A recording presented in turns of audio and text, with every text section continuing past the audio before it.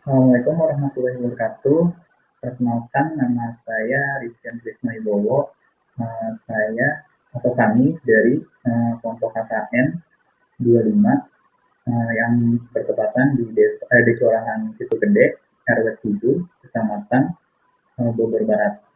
Nah, pada kesempatan kali ini saya akan menjelaskan mengenai ekoenzim.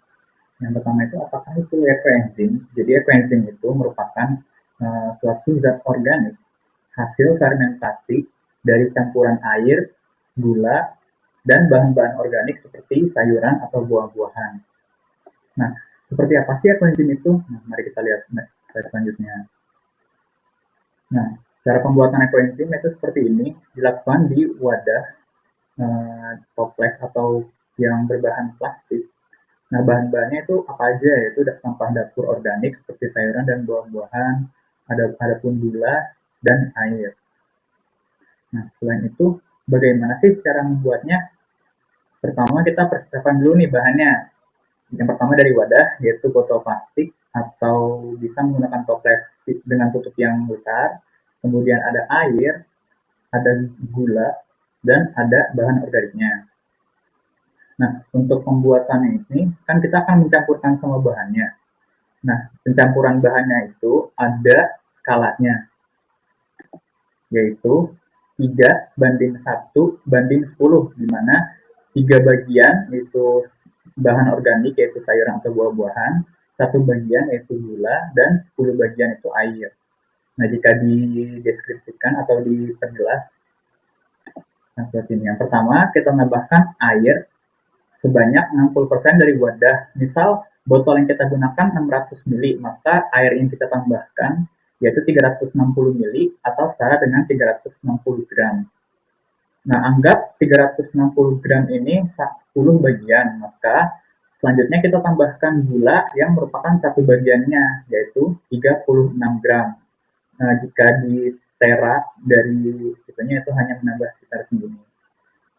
Kemudian bahan yang terakhir kita tambahkan adalah sayuran yang merupakan 3 bagian dari 10 bagian air ini, sehingga menjadi 108 gram.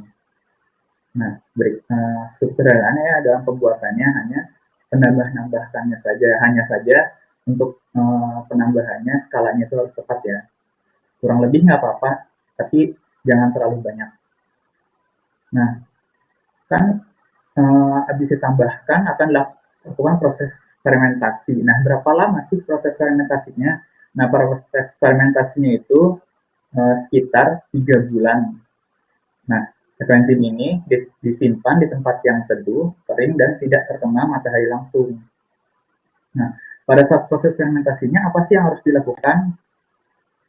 Jadi yang harus dilakukan adalah kita harus menutup dan menutup tutup botolnya untuk membuang gas yang dihasilkan oleh bakteri. Ya, jadi dalam proses fermentasi itu kan mikroorganisme yang ada di dalamnya itu akan menguraikan sayur-sayuran dan akan memakan glukosanya sehingga akan menghasilkan gas yang jika tidak dibuka maka dapat menyebabkan wadah tersebut meledak karena terlalu banyak gasnya. Maka dilakukan buka tutup botol sebanyak 1 kali sehari, itu untuk 2 minggu pertama. Kemudian jika sudah 2 minggu berjalan, untuk minggu-minggu selanjutnya sampai 1 bulan dibuka setiap 2 atau 3 hari sekali. Nah, untuk selanjutnya yaitu 2 bulan terakhir dilakukannya hanya 1 kali seminggu. Nah, mengapa dilakukan secara bertahap? Karena pada minggu pertama aktivitas mikroorganismenya itu sangat sangat banyak dikarenakan bahan-bahannya itu masih fresh, masih segar, maka akan menghasilkan gas yang cukup banyak, maka dibukanya setiap hari. Untuk selanjutnya, dikarenakan bahan makanan dari mikroorganismenya berkurang, maka proses fermentasinya juga tidak akan menghasilkan gas yang banyak, sehingga dikurangi porsi untuk pembukaan tutup botolnya. Nah, ini contoh sampah dapur organik berupa sayuran atau buah-buahan seperti di gambar, contohnya seperti ini. Dan syarat-syaratnya itu apa sih? Jadinya sayur dan buah-buahan yang dapat digunakan itu masih yang fresh ya, jangan matang atau yang busuk lah. Nah, ini merupakan syaratnya, di mana sisa-sisa buah atau sayuran yang tidak bisa dipakai itu yang sudah dimasak atau sudah matang, lalu buah-buahan yang kering atau keras. Nah, mengapa yang kering atau keras itu tidak dapat digunakan? Karena bahan yang kering atau keras itu ya sesuai dengan namanya, sehingga akan sulit untuk bakteri dalam penguraiannya. Dan untuk yang kering, dikarenakan kering, maka nutrisi untuk sebagai bahan makanan mikroorganismenya juga kurang.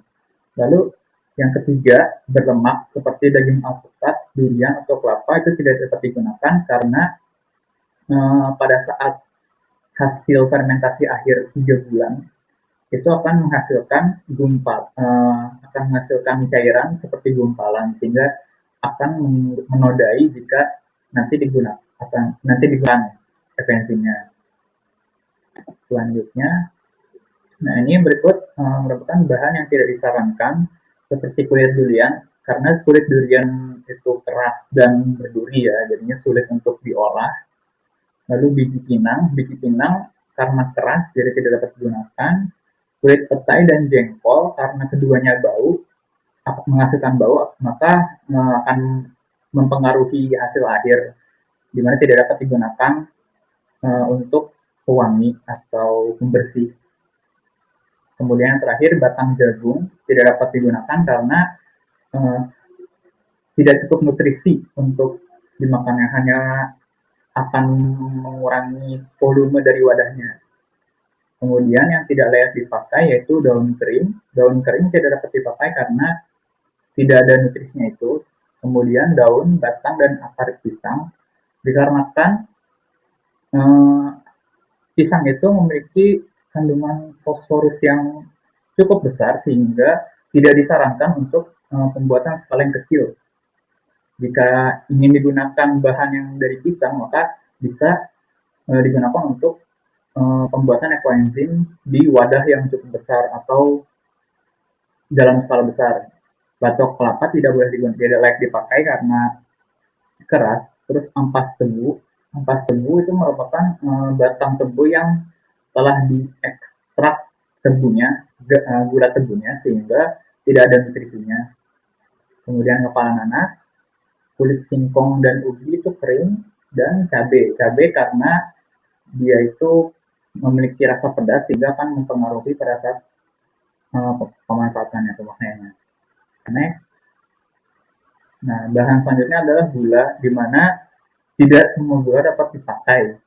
Hanya gula-gula yang masih murni dari pengolahannya, seperti gula merah, gula aren, gula Jawa, atau molase. Molase ini gula tebu. Nah, gula pasir kenapa tidak boleh digunakan? Karena gula pasir telah melalui proses kimiawi sehingga akan ada bahan kimia lainnya, bahan kimia yang akan mengganggu mikroorganisme pada saat proses fermentasi tersebut, sehingga tidak dapat digunakan. Kemudian ada persyaratan wadah yang sangat dianjurkan, yaitu wadah dengan tutup atau tutup yang besar sehingga tidak diperlukan untuk pembuka tutup pengeluaran gasnya. Tetapi boleh digunakan asalkan dilakukan pembukaan tutup botol secara teratur. Yang tidak boleh digunakan yaitu wadah berbahan kaca, dikarenakan akan terbentuk gas dan dari sifat kaca tersebut yang memang tidak elastis, maka ditakutkan mudah pecah. Kemudian wadah dengan tutup yang kecil tetapi memiliki volume yang besar itu tidak dianjurkan karena akan jauh lebih mudah meledak dibandingkan dengan botol kemasan yang 600 ml atau 1,5 liter. Nah, kemudian selain pembuatannya, manfaatnya apa sih ekoenzim? Ekoenzim ini dapat digunakan sebagai pupuk tanaman, cairan pembersih, pengusir hama, dan melestarikan lingkungan. Nah, di mana pupuk tanaman ini karena dari bakterinya itu akan menghasilkan berbagai macam mineral dan dari sayurannya juga atau buah-buahannya dari bahan organiknya, maka dapat digunakan untuk pupuk tanaman. Proses fermentasi itu sama halnya seperti pembuatan pupuk enzim, tapi bedanya ekoenzim ini cairan. Kemudian untuk cairan pembersih, di mana cairan pembersih ini dari hasil fermentasinya yaitu asam asetat yang dapat membunuh bakteri sehingga dapat membersihkan, misalkan untuk digunakan untuk mengepel lantai, digunakan untuk membersihkan wajah dan sebagainya. Nah, pengusir hama juga dapat digunakan karena ekoenzim ini menghasilkan asam sitrat yang dapat mengusir hama-hama seperti hama tanaman, ulat, dan lain-lain. Nah, ekoenzim ini melestarikan lingkungan dikarenakan bahan-bahan yang digunakan itu tidak berbahaya dan juga mengurangi sampah, di mana bahan yang digunakan seperti botol plastik yang sulit diurai di lingkungan, ataupun sayuran atau buah-buahan yang cukup sayang jika dibuang. Nah, berikut merupakan contoh-contoh pemanfaatan ekoenzim dapat dilihat di gambar seperti anti serangga, masker wajah, sabun wajah, anti radiasi dikarenakan ekoenzim ini dalam reaksinya menghasilkan ozon juga dapat mensejukkan ruangan. Nah, ini merupakan manfaat lain dari ekoenzim. Kemudian berikut merupakan tabel dari komposisi bahan dalam pembuatan ekoenzim. Nah, tadi sudah dijelaskan jika ada skalanya, yaitu perbandingan 3:1:10, di mana 3 bahan organik, 1 gula atau molase, dan 10 bagian air. Nah, berikut merupakan list tergantung dengan kapasitas wadahnya. Jika wadah yang digunakan 1 liter, ini tertera di sini air yang digunakan yaitu 600 ml, molase 600 gram, dan bahan organik 180 gram, dan seterusnya.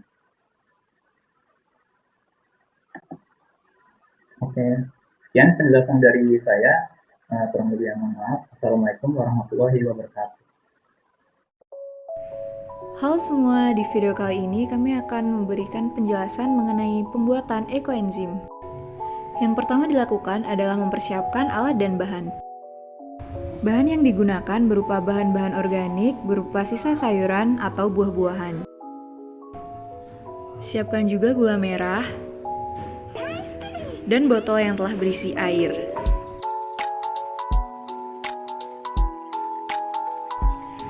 Selanjutnya akan ditampilkan cara membuat ekoenzim. Pertama, timbang botol berisi air seberat 360 gram.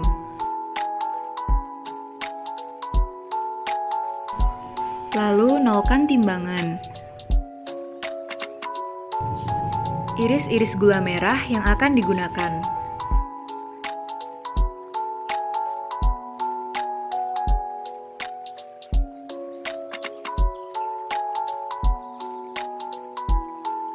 Kemudian, masukkan gula merah yang telah diiris ke dalam botol yang berisi air. Masukkan gula merah tersebut sebanyak 36 gram.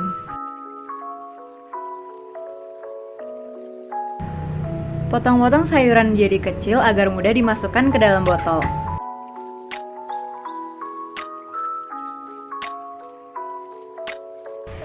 Masukkan sayuran yang telah dipotong-potong ke dalam botol sebanyak 108 gram.